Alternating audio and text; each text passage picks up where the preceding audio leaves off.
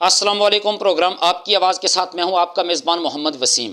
जिस तरह आप जानते हैं कि आज़ाद कश्मीर में बल्दियाती इंतखाबात का आखिरी मरहला मुकम्मल हो चुका है, जिसमें चेयरमैन और वाइस चेयरमैन के इंतखाबात हो चुके हैं। मैं खसूसी तौर पर ज़िला कोटली की बात करूँगा। यहाँ पर PTI कामयाब रही है, जिन्होंने अपना चेयरमैन भी बना लिया और मेयर और डिप्टी मेयर में भी वो बाजी ले गए, जबकि PDM यहाँ पर अपना सिर्फ वाइस चेयरमैन बनाने में कामयाब हुई। यहाँ पर PDM को चेयरमैन के इलेक्शन में शिकस्त का सामना करना पड़ा। चौधरी यासीन के बेटे शाहनवाज यासीन को सिर्फ 27 वोट पड़े, जबकि उनके मद्दे मुकाबल PTI के चौधरी अब्दुल गफूर जावेद जो 39 वोट लेकर कामयाब हुए। और इसी तरह PDM के वाइस चेयरमैन जो मुंतखब हुए हैं सरदार उमैर नाइम, वो भी 39 वोट लेने में कामयाब हुए हैं। जबकि PTI के जो वाइस चेयरमैन के उम्मीदवार थे जावेद शाहिद, वो 30 वोट ले सके। अब यहाँ पे अगर बात की जाए PDM की और PTI की, तो यहाँ पे PDM को यकीनी तौर पर शिकस्त का सामना करना पड़ा है, चूँकि राजा रियासत साहब आखिरी वक्त तक डटे रहे कि मैं चौधरी यासीन के बेटे को वोट नहीं दूंगा, और उन्होंने नहीं दिया। अगर चौधरी यासीन के बेटे को राजा रियासत के अमायत याफ्ता मेम्बरान वोट दे देते तो यकीनी तौर पर चौधरी यासीन साहब का बेटा शाहनवाज यासीन यहाँ से कामयाब हो सकते थे, लेकिन ऐसा नहीं हुआ और चौधरी यासीन के बेटे को शिकस्त का सामना करना पड़ा। और कोटली के अंदर मोरूसियत का खात्मा जो है वो राजा मोहम्मद रियासत ने किया है। राजा रियासत अपने मौक़िफ़ पे डटे रहे और उन्होंने इस मोरूसी सियासत को ख़त्म किया, और इसमें वो कोटली के किंग मेकर भी आप उनको कह सकते हैं कि वो साबित हुए। दूसरी तरफ अगर उमैर नाइम की बात की जाए, ये भी एक बड़े सियासी ख़ानदान से इनका ताल्लुक़ है, लेकिन यहाँ पे हुआ ये कि उमैर नाइम तो वाइस चेयरमैन बन गए, ये भी PDM के मुश्तरका उम्मीदवार थे। अब सवाल ये पैदा होता है कि वो कौन लोग थे जिन्होंने उमैर नाइम को 39 वोट पूरे दिए। इसमें पीपल्स पार्टी के तमाम लोगों ने उमैर नाइम को वोट दिया।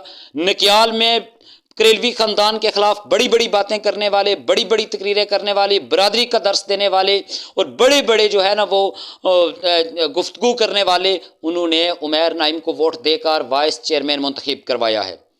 इन लोगों ने आवाम के दिए गए मैंडेट का सौदा किया है। इन लोगों ने आवाम के दिए गए मैंडेट को अपना ज़ाती मैंडेट तस्वर करके उसका सौदा किया है। लेकिन मैं सलाम पेश करता हूँ राजा रियासत की जुर्रत को, मैं सलाम पेश करता हूँ राजा रियासत के मौक़िफ़ को कि वो आखिरी टाइम तक डटे रहे कि मैं यहाँ पर किसी भी सूरत में और उसी सियासत को परवान नहीं चढ़ने दूंगा। गो कि उनके वोट भी वाइस चेयरमैन के लिए उमैर नईम को पड़े, लेकिन वो उनका जमात का मसला था, उनकी जमात का ये वो टिकट होल्डर था, जिसकी वजह से राजा रियासत के जो वोट थे वो वाइस चेयरमैन के लिए उमैर नईम को पड़े।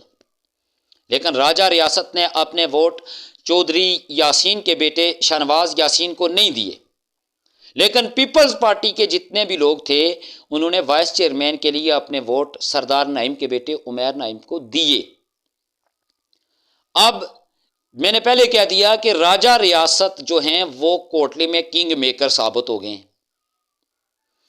दूसरी तरफ अगर पीपल्स पार्टी की बात की जाए तो पीपल्स पार्टी का तख्ता उलट गया है। दूसरे अल्फाज में आप ये कह सकते हैं नकियाल की सिर्फ एक यूनियन कौंसिल के अंदर पीपल्स पार्टी अपना चेयरमैन बनाने में कामयाब हुई है, वो भी PTI के एक मेंबर की हमायत से।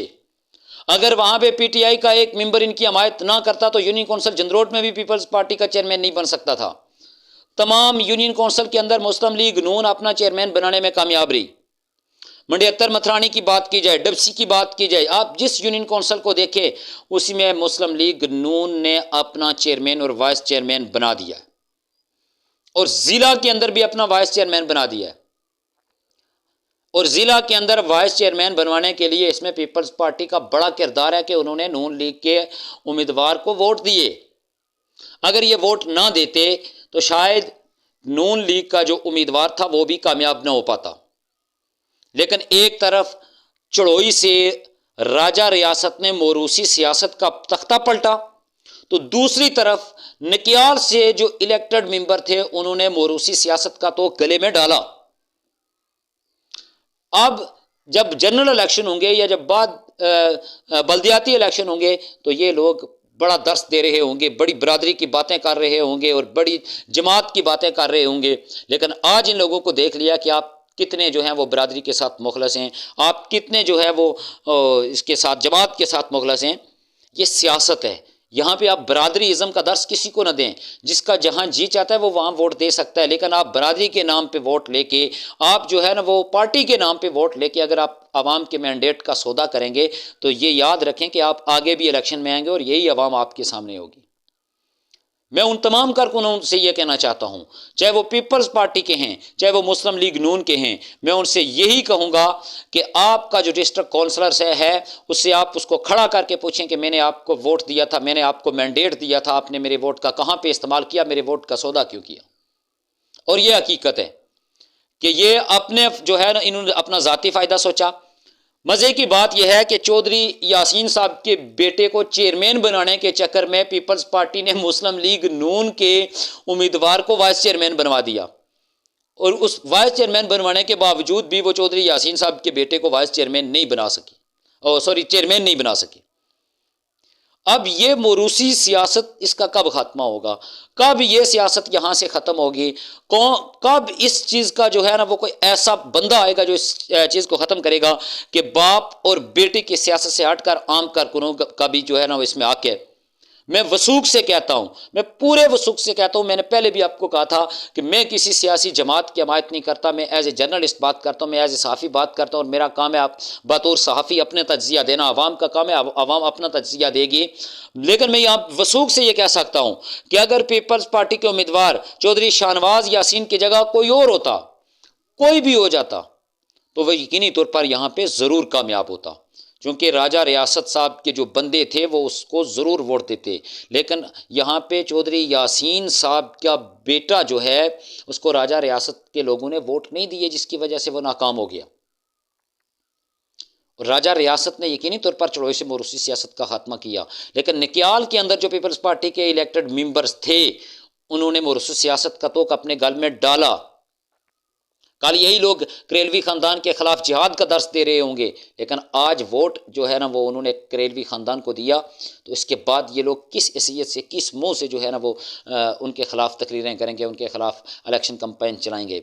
यह आवाम को भी सोचना होगा, या आप और मुझे भी सोचना होगा, चूँकि हम इस रियासत के शहरी हैं, हम इस रियासत के रजिस्टर्ड वोटर में से हैं। यह हमारा हक़ बनता है कि हम हर उस बंदे से सवाल करें जिसने हमारे वोट का सौदा किया, हम हर उस बंदे से पूछें जिसने हमारे वोट का सौदा किया कि उसने हमारे दिए गए मैंडेट को कैसे जो है ना वो उसका सौदा किया और क्यों किया।